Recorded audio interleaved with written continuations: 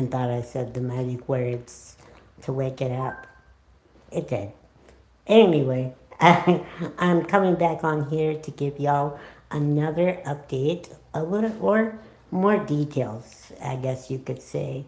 Um, I should have gotten comfortable, so I'm gonna try to do that here with y'all on the camera. I'm also recording this on my phone just because, oddly enough, my processor on my phone seems to do better than recording with my laptop. I don't know. I'm not a professional YouTuber, but here I go. Um, apparently, also, YouTube just says I'm live, so that's pretty cool. You might be watching this update after I've gone live, so if I send it to you or if you find it later um, and you're trying to say hi to me and I don't say hi, that's because it was live and it's no longer live.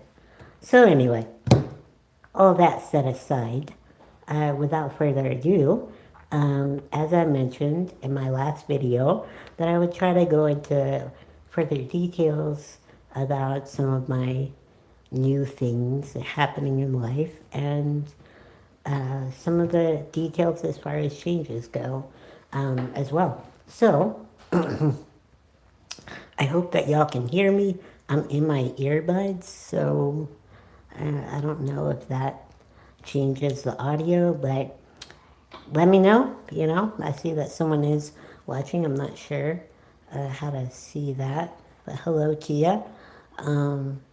Yeah, thanks for tuning in. But yeah, so I'm gonna try to keep this organized. It is gonna be a little bit. Oh, hey Bianca, thank you. It is probably gonna be like any other video I've posted, where I'm all over the place, and so. Um, but what would it be if it wasn't that coming from me? That's just kind of who I am. I've learned that I tell what's going on in my life as one long narrative, and you kind of have to follow along, and it's the way that I communicate, and my thoughts come out that way.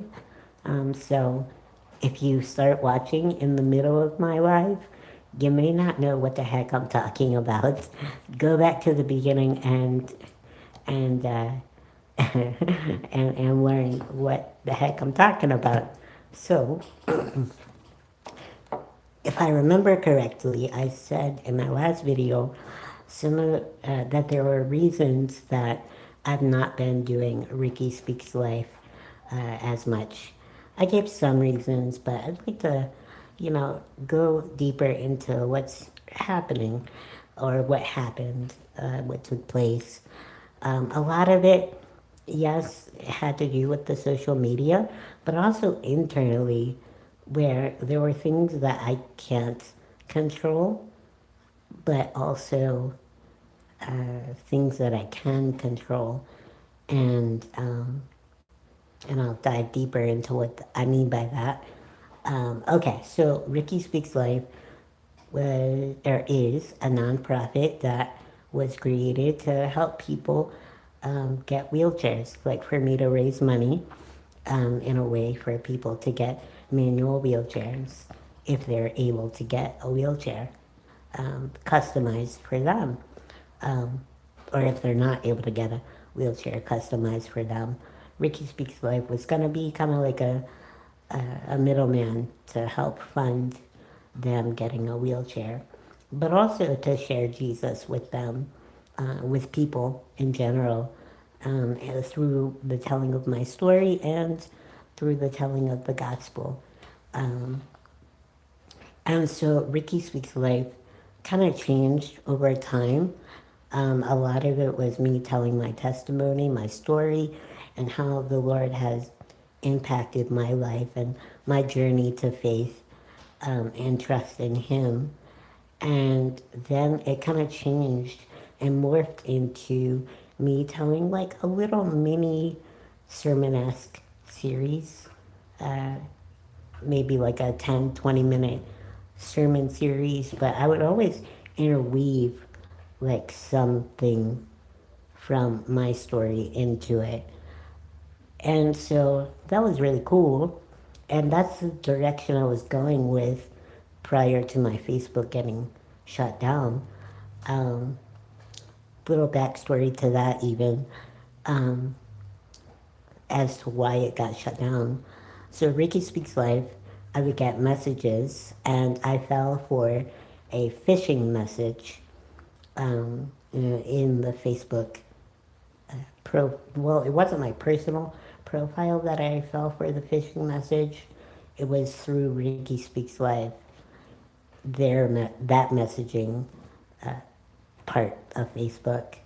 And so the phishing message was something related to copyright thing that I was infringing on their policies for copyright stuff. And at the time, I had just started posting Bible verses like regularly, but I would post the full verse and I would give the translation reference to that verse. So, like the ESV, English Standard Version of that Bible verse. There's like proper like referencing when you post a verse. And so I was naive and thinking that I was infringing on that copyright. But then later learned no, you're allowed to post, I think it's up to 500 verses before infringing on that. And it was a little vague, but I was nowhere even close, but I thought I was. And so my Facebook was shut down because I clicked that phishing link to get a hold of Facebook support. And then what had happened a couple of days later, I was kicked off. Like I couldn't log in to Facebook. And then I got a message from Facebook or something. I don't recall. It's been so long ago. Saying that I did something against Facebook policies with my posts.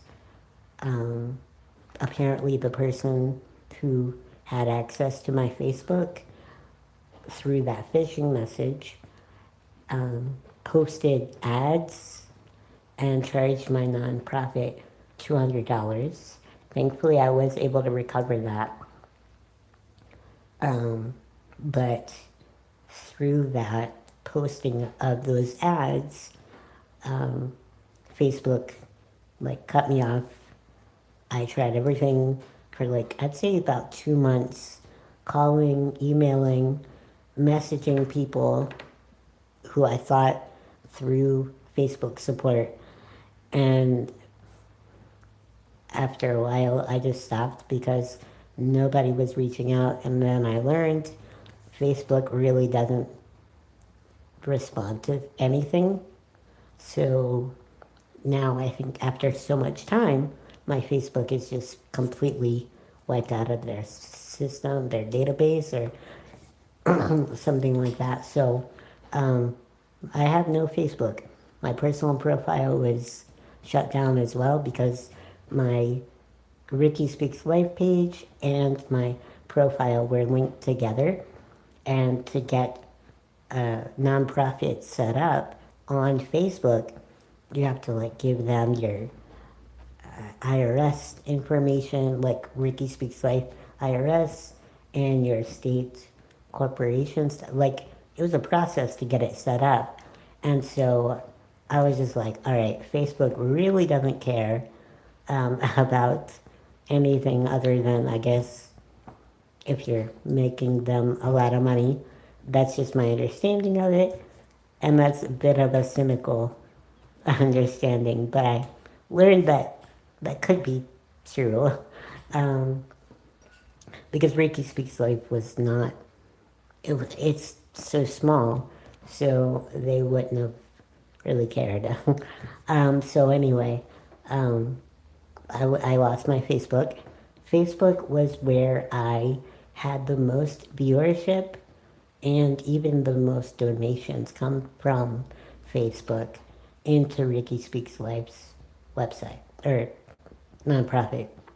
The website didn't really gain a lot of traction. It still doesn't, but I keep it open just so that people can go to it. I don't have I don't have a way for people to donate, just because it's not right, in my opinion, to have them donating if I'm not really active. It's not truthful. So I took that option away. But I'd like for them to still have access to videos and encouragement and things like that if people find it online. So that was like a big part, huge part, but it wasn't the largest. I think the largest thing, which I couldn't control and I can't control, um, is that through doing the Ricky Speaks Life speaking, I I struggled with it a lot, internally. Just not so much like I was able to get over the stage fright stuff. I still had it every time I went up and talked, but um, I think I don't know how to really put this. I was at a men's conference one time, and I've told other friends this, but I think it just deeply impacted me more than I realized, and it still, even today, makes me nervous. Um, and I'll dive deeper into that actually why. But I was at a men's conference, and through doing Ricky Speaks Life, I received a compliment, a well-intended, good-hearted compliment, but it didn't make me feel good. Actually, it made me feel not good. I may have alluded to this or mentioned it in the past, um, where the compliment was, Ricky, I look up to you. And I was like, yeah, thank you. And then he said, like, something to the effect, there's three people I really look up to. That's Jesus, you, and someone else in his life. And I was like, ugh. Like, I kind of, like, my heart dropped. I don't think I showed that, but I was like super uncomfortable because while I understand that compliment is well intended, I don't want to be, I'm not anywhere near Jesus. None of us are. We are sinful beings. Um, and I did not, like, I have shortcomings, I have struggles, insecurities, deep weaknesses. I take them to the Lord all of the time.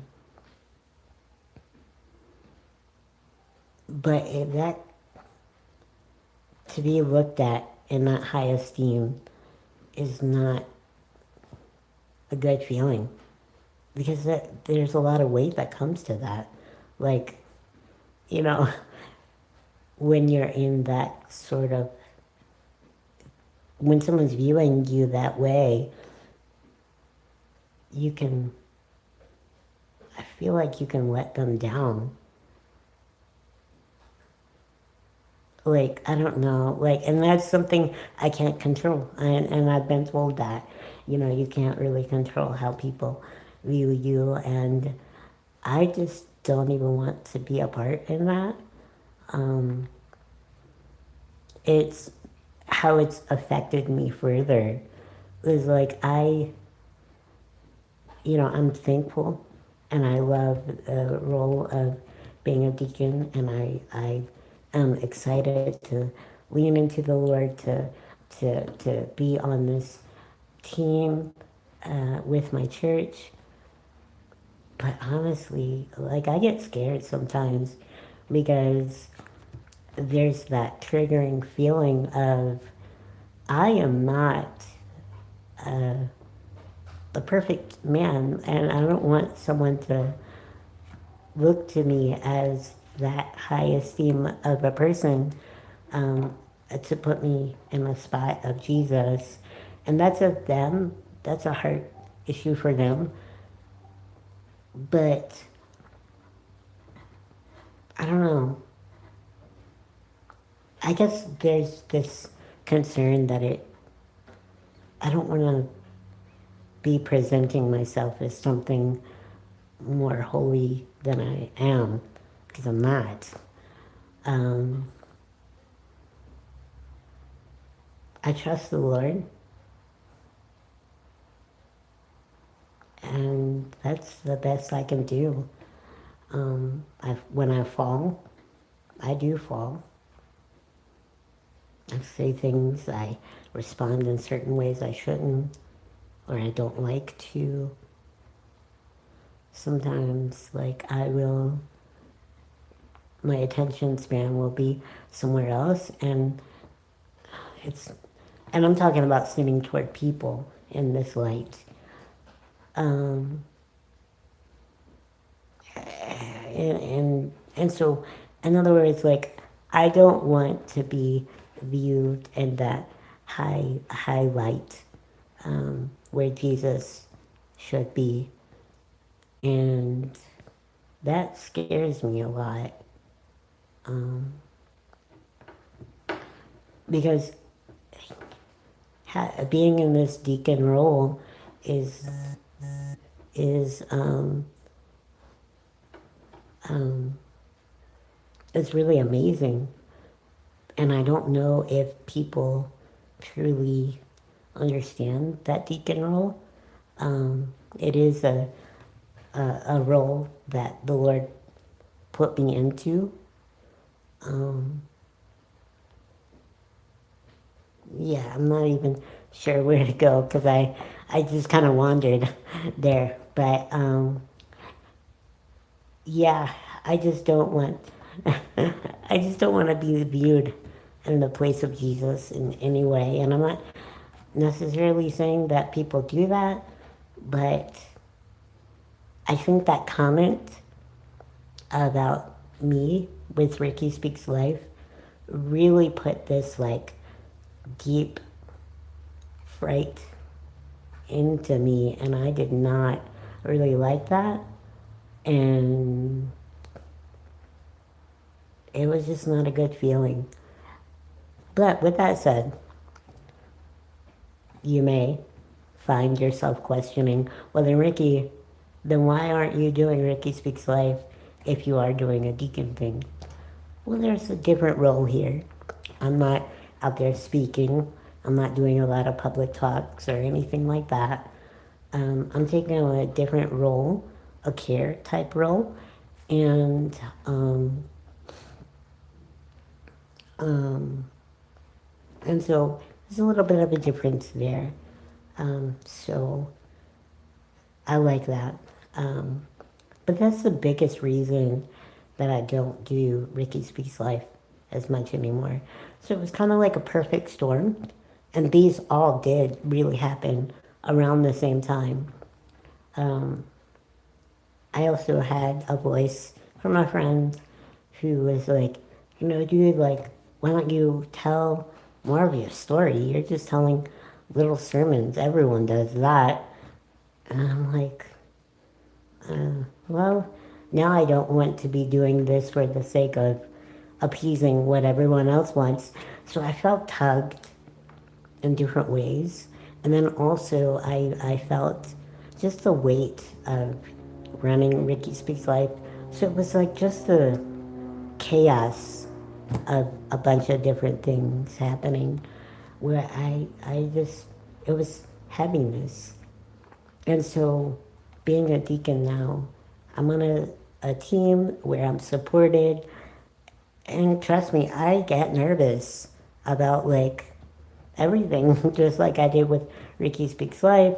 You know, I want to always run things by everyone before I make a move, which is the right thing to do. Um, and so, yeah, those are some deeper details in my heart as to why I don't do Ricky Speaks Life anymore. Um, yeah, so anyway, if you have any questions, drop them in the comments below. Um, and I'll try to give you another update. Bye, y'all.